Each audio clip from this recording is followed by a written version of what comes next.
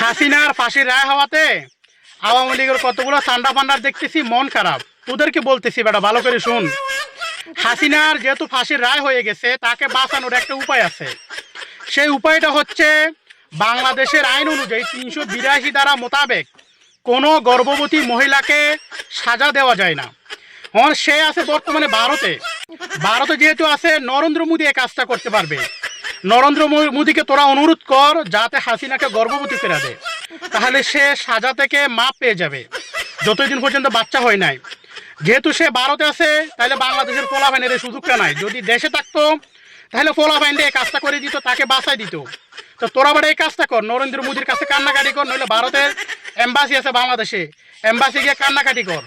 তাদেরকে বল যাতে হাসিনাকে গর্ভবতী করে দেয়, যাতে সাজা থেকে মাপ পেয়ে যায়। হালার ভোহালারা